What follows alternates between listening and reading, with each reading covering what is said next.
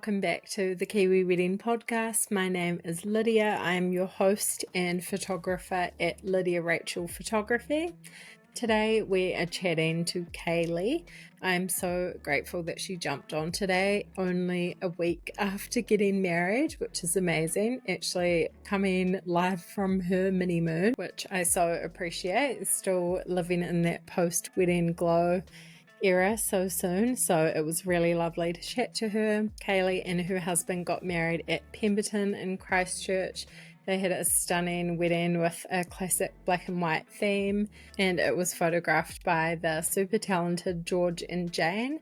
You can pop over to our Instagram at the Kiwi Wedding Podcast to see some of their photos there. Kaylee has some great advice on enjoying the whole process of wedding planning and focusing on that journey instead of just thinking about it as one day.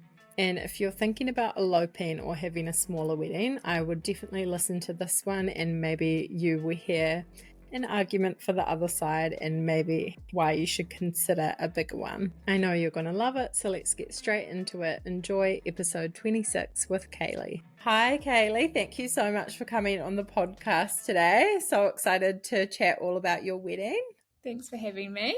So to start off with, if you can tell me a bit about you and your partner, how you guys met and your life together. Yeah, so Barron and we actually met in high school. So I was 17 when we met, had a big crush on him.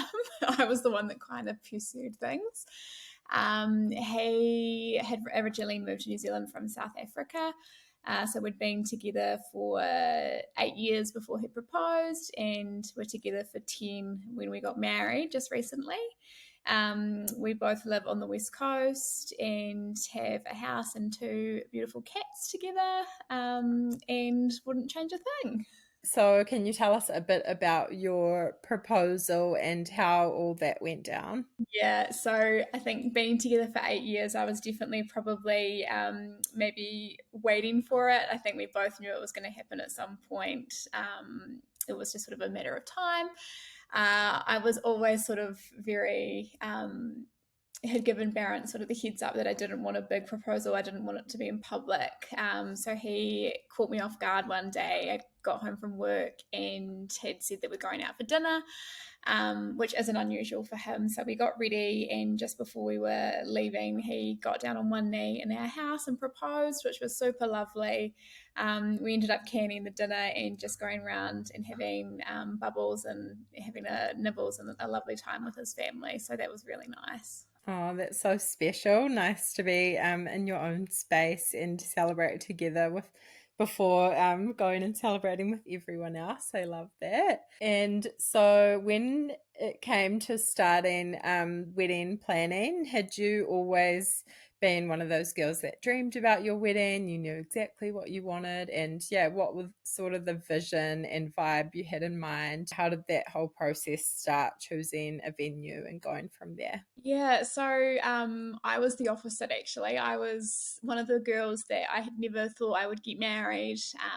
Having a wedding was never really on my radar. I knew that when I was with Barron, I definitely wanted to get married, but the whole wedding thing wasn't on my mind. I wanted to elope initially. Barron was the one that wanted to have the wedding, but as soon as we got engaged, we kind of quickly had a discussion about that, and it ended up being the wedding, which looking back now, I'm so glad that we did that.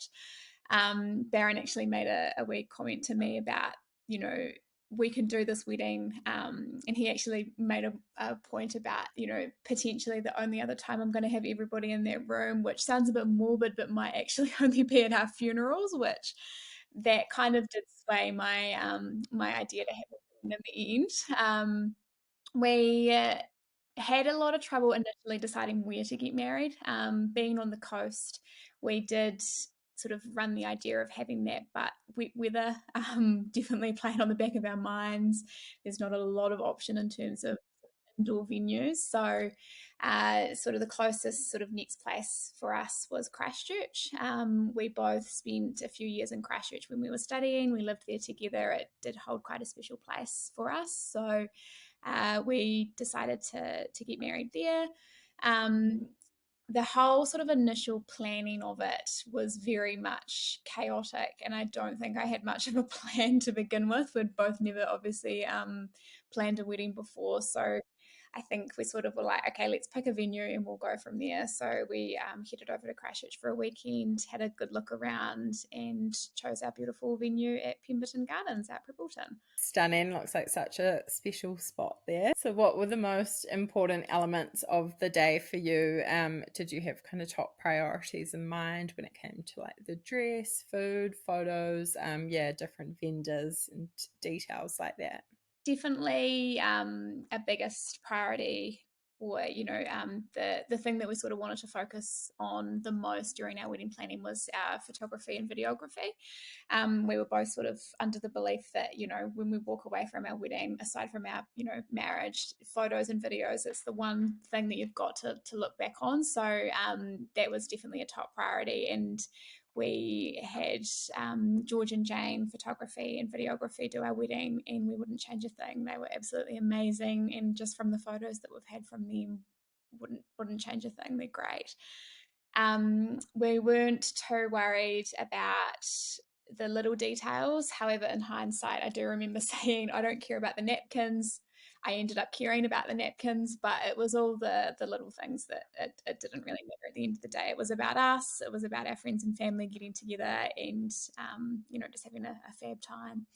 Absolutely. It's definitely the most important thing. And yeah, like you said before, so special to have all those people in the same room. And yeah, really, if it happens. So, can you tell me about your wedding outfits a little bit, how you went about finding a dress? Did you get it made? Yeah, can you talk us through that? So I picked my dress from Paper Swan Bride. I went in with an expectation of what my dress was going to look like based off sort of Instagram and what I thought I would like. We walked in, and the beautiful Izzy, who works there, suggested that I try on a dress that I would never have picked otherwise.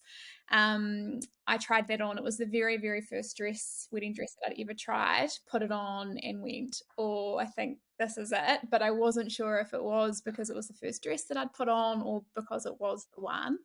Um, Showed my friends, my bridesmaids, and my stepmom who were with me, and they all said the same thing. They were like, don't even bother trying on anything else. That's it. But I still had that hesitation because it was the first dress that I tried. So tried on a bunch of others. I think I tried on about 15 to 20 dresses, ended up going back to that first one. And yeah, that was it. Which I love. And I, am so thankful for the team at Paper Swan for choosing that for me, because it's not something I would have picked. The boys, Barrett had a bit of trouble finding his suit initially. He's quite a big guy, so he's 6'4", quite broad. So finding a suit that did fit him well was a bit of a difficulty. Tara Cash was amazing. They sized up all the boys and had all their tuxes looking fabulous. And our bridesmaids wore beautiful ruby dresses, the Kendall satin dress. Initially, we had thought that they would all wear something different, but they all quickly fell in love with it. Amazing sizing. They fit the girls beautifully. They looked amazing. And yeah, we always definitely wanted to go for the classic black and white theme. So we sort of had no second thoughts about the color scheme. It was always going to be that. Oh, beautiful. They all came together so well. Can't go wrong with ruby dresses. They're stunning. And then I've heard a lot of good things about Paper Swan Bride. Lots of brides love them. So cool to hear that you had a good experience as well. Yeah, looked really beautiful on the day. So who was in your bridal party and how was that whole process choosing them? Did you find that easy? The process of choosing the bridal party for me was very easy. I had no doubt about who I wanted to have. The hardest thing was numbers. So I could have had one person in my bridal party, or I could have had 10. So narrowing it down to 3 was tricky, and we decided to keep it at 3 because we didn't want it to sort of get too out of control. I had my beautiful maid of honor, Kaylee. She's a good friend of mine, and we've grown up together. So there was absolutely no doubt in my mind that she was going to be my maid of honor. And my bridesmaids were also another good friend, Jolie, and Barrett's sister, Imka. So that was a breeze choosing them.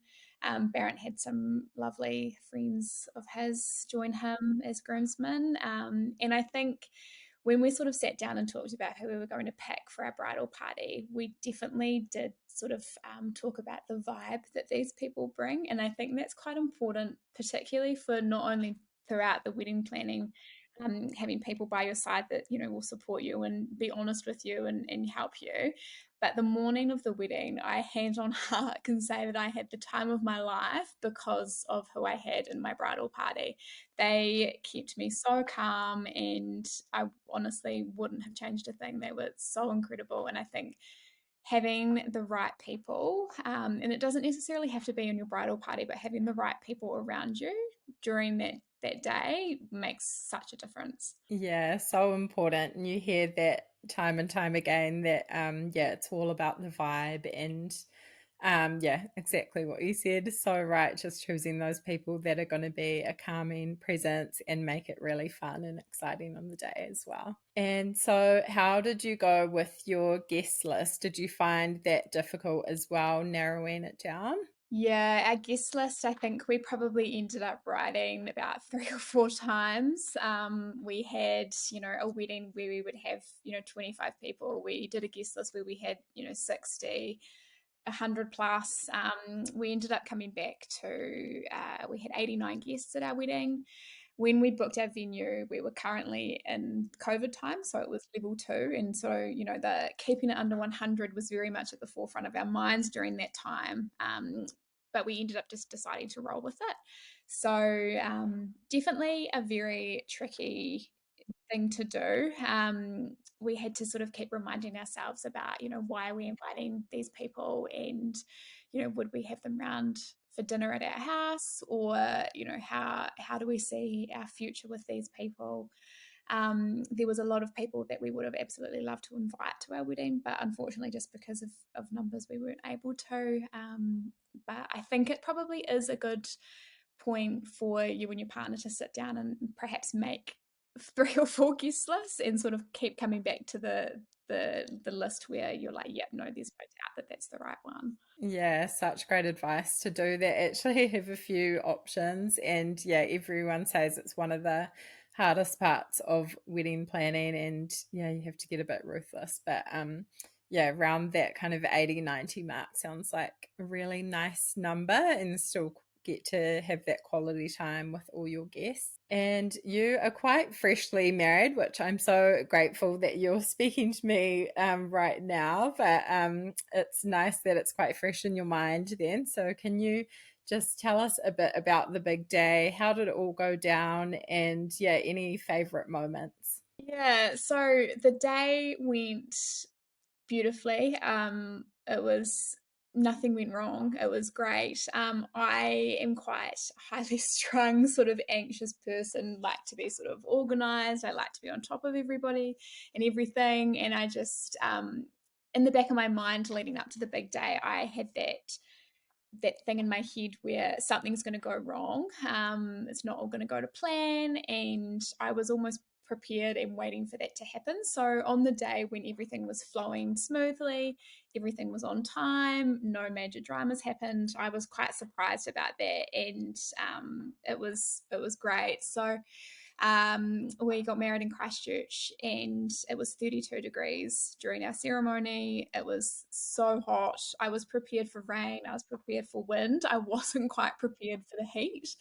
Our poor groomsmen in their tuxedos managed to get through the ceremony without anybody fainting, so that was great.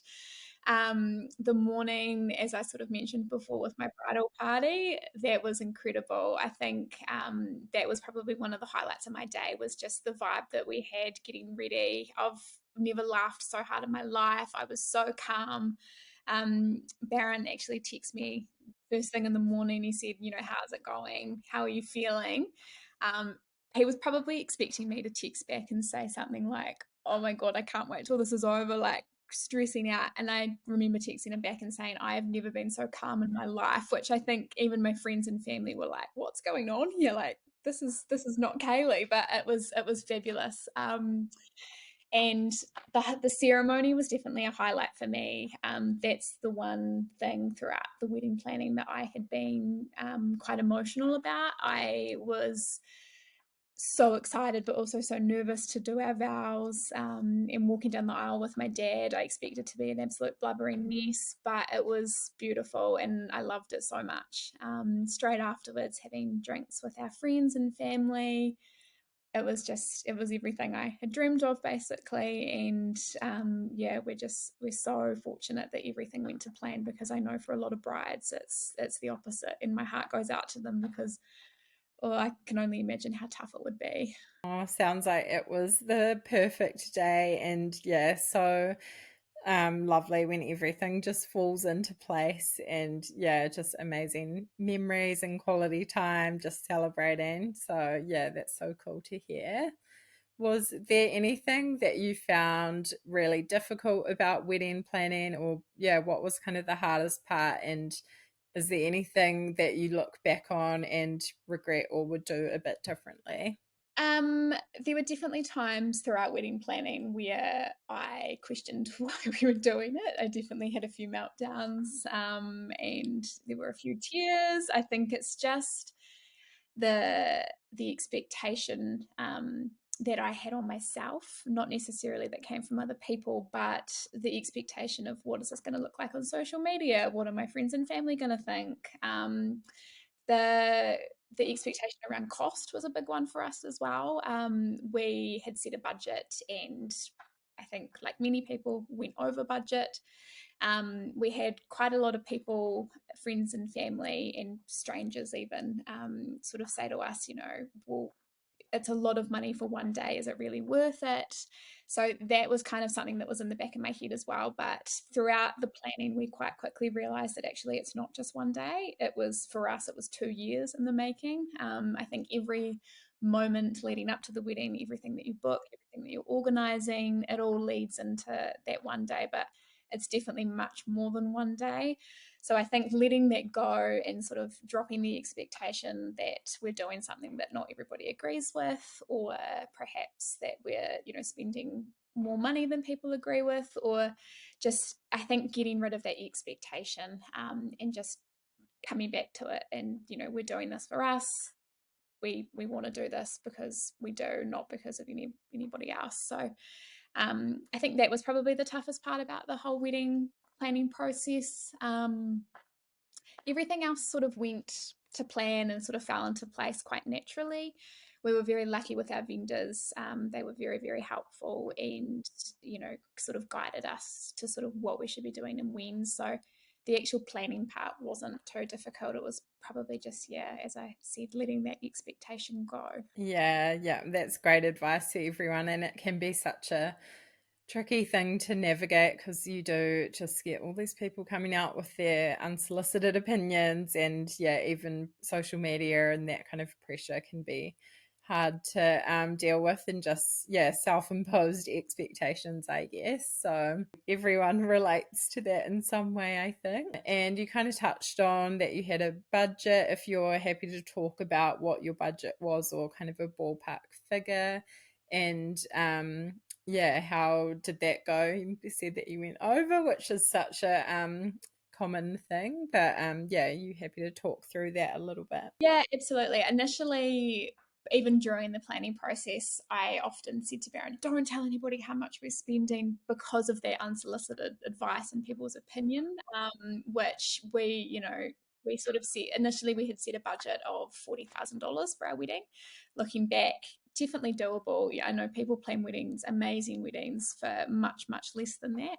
Um, when we were planning, probably one of the trickiest things that we found was that people don't talk about how much their wedding costs. It's not something that's very easily found. Even, finding how much vendors costs, it's quite a secret sort of thing in the wedding industry, I find. So we really were planning a wedding initially with no idea what things cost. We sort of set our budget based off nothing. We sort of went, oh, yeah, flowers will be this much and my dress will be this much, but we genuinely didn't know what that was going to look like. We definitely probably could have stuck to budget if our sort of dreams hadn't have gotten in the way. So the reason that we did go over was because we sort of changed what we wanted, and that was our own choice to do that. It was that we wanted to, add in additional flowers, and we wanted, the suits to look a certain way, and just all those little things that add up. We wanted to buy our bridal party gifts. So we did end up spending probably closer to the $60,000 mark, which covered basically everything, and like including accommodation, transport, especially coming backwards and forwards from the coast as well. There was a bit of cost involved with that for appointments. Um, but yeah, initially when I had thought in my head that we were going to be spending $40,000 on a wedding, I felt quite sick about it. I thought, oh my gosh, this is a lot of money. Now that we've done it, we've paid it, I'm quite happy with that. We had the best time, hopefully only going to do it once.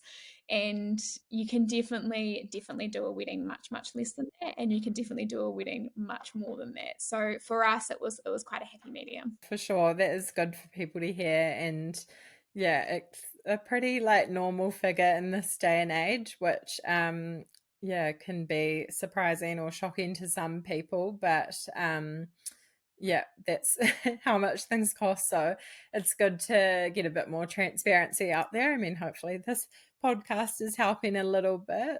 Just being a bit more realistic and about what your priorities are and sticking to what you want to do. And yeah, it's up to you what you spend really, and the yeah, the kind of day you create and the memories. It's I feel like a lot of people feel like they have to justify that, and there can be a lot of judgment when it comes to money, and especially with Kiwis, I think.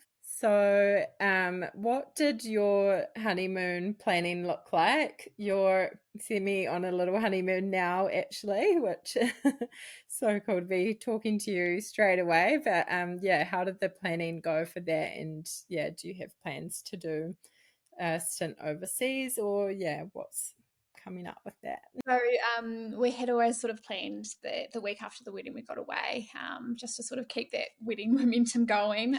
We got married on a Saturday in Christchurch, came back to the coast for a few days, and it was nice actually just to have a couple of days at home. It sounds so boring, but do our washing and just, get back into a little bit of routine, because the week leading up to the wedding was quite chaotic with a lot of travel.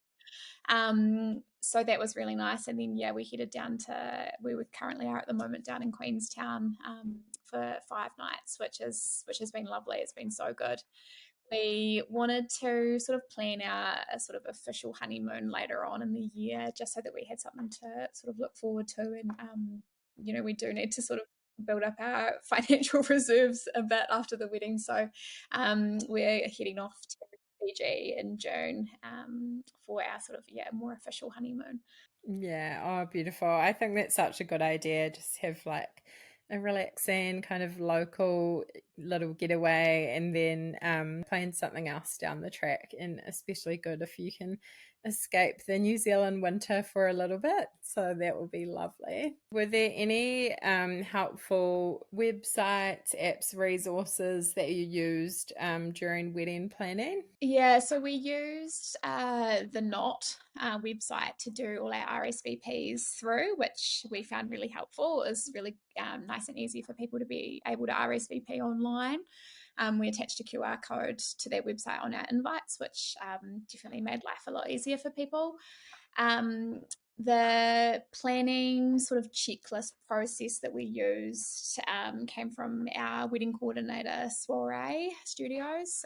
We had the wonderful Lauren coordinate our wedding, and I think that's probably one thing that we've walked away from the wedding saying that is the best money and the best thing that we could have done for our wedding was to have a coordinator, not just for the day purpose, set up, pack down, but she was there for any advice, any questions I had during the process. I've never planned a wedding before. I don't know what I'm doing. So she was a really, really good resource where I felt quite comfortable, even just flicking her an email being like, is this a stupid question? I don't know what I'm doing here. And, she would have the answers for me. So that was probably the most valuable resource that we had in our wedding planning, and I cannot recommend having a coordinator enough. I've got friends who are getting married, shortly, and I've been messaging them, have you got a coordinator? You need a coordinator. Even when we booked, we weren't really entirely sure whether or not we needed one. We needed one. It was, the day would have went fine without her, but it was 100 million times better than we could have imagined having her there. So definitely recommend a coordinator. Oh, so good. That's great advice. And is there any other advice that you would give to couples planning their wedding at the moment? Coordinator, honestly, that's one thing I'll bag on about forever. But I think enjoying the whole process before, it's not just one day, it's the lead up to the wedding day, it's all the little bits and pieces throughout. Baron and I sort of made a bit of an effort, a couple of months prior to the wedding.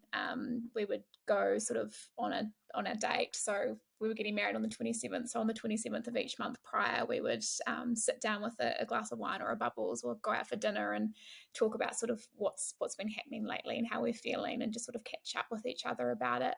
So I think making the most of the process, not just the day, but the whole lead up, is really important, because it is quite easy to get sort of bombarded with not only just the stress of it all, but sort of forgetting the purpose of it. So really nice to just take that time to enjoy just even the little things. We spent a whole day folding napkins, which I think Baron absolutely hated, but looking back in hindsight, it was fun. It was good stuff. So yeah, just enjoying all the little moments. Yeah, that's such great advice. And like you say, it all is this big focus on this lead up to this one day. But yeah, it really is the whole sort of journey and all those moments along the way, just trying to soak them up and enjoy that season, because yeah, it is fleeting, but it is really exciting, the build up as well as the day.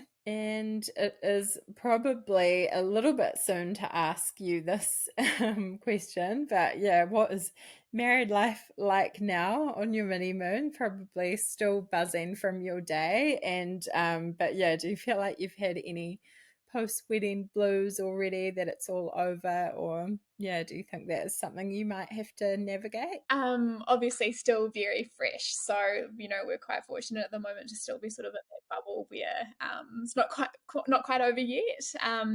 For us, we definitely will get the blues. I think it's inevitable when that will come. Just because, as we'd said before, there's probably never going to come a time where we're going to have all of those people in one room celebrating us together. And I think the emotion of having everybody in the room, there was a lot of tears on the day, but it was just, we're probably never going to get that again. And I'll, treasure that forever. I honestly, I thank Baron for sort of not twisting my arm, but for the girl that wanted to elope, that never wanted a wedding. It truly was amazing. And I've got friends who are engaged and they're sort of on the same page, not too sure if they want to have the wedding or not. Do it. I honestly think, when else are you ever going to have the opportunity to celebrate with everybody you love? I think it's just amazing. So yeah, if you're on the fence about it, do it. It's definitely something a lot of people are considering right now. And yeah, even like cost wise, or yeah, just want something really intimate. But yeah, like you say, it's that chance to have everyone you love together, which is so rare. So yeah, I love to hear a bit of an argument for the other side. So good. Is there anything else you want to add or say to engage people listening to this as we wrap up? I think, sort of as I just touched on before, you don't have to spend a lot of money to do a wedding. Well, you definitely can do it cheap. You can definitely do it more intimate. But I think just the thought and having everybody that you love in one room is so worth it. And I, couldn't recommend it enough, just to do it for that reason alone. Definitely consider it. Cool. Thank you so much for coming on. It's been so good to chat. Thank you for having me.